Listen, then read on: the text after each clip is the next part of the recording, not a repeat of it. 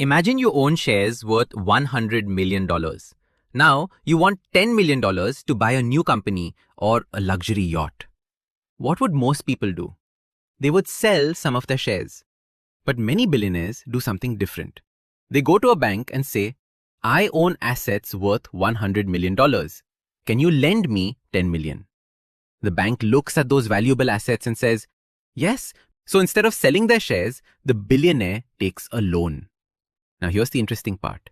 Their shares are still invested. If those shares grow by 10% in 1 year, the value of their assets increases from $100 million to $110 million. Suppose the loan costs only 5% interest. That means they pay $500,000 in interest on a $10 million loan. But their investments increased by $10 million. So even after paying the interest, they are still much wealthier than before. This is why many wealthy people don't see debt as something bad. They see it as a tool that helps them keep their investments growing while still having cash to spend or invest.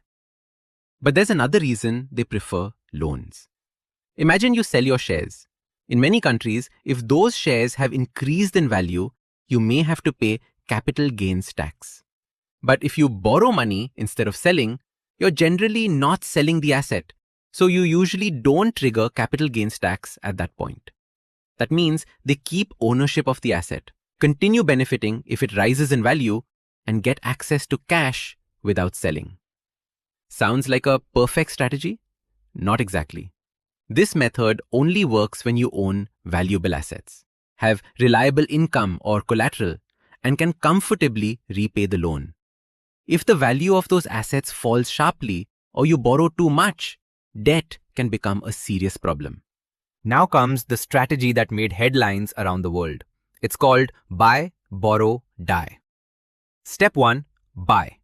Instead of keeping cash in a bank, billionaires buy assets like businesses, stocks, real estate, or land. Over time, these assets usually increase in value, so their wealth keeps growing. Step 2. Borrow. When they need money, they don't sell those assets. Instead, they use them as collateral and borrow from banks. This gives them cash while allowing their investments to continue growing. Step 3. Die. When a billionaire dies, their assets are passed on to their heirs.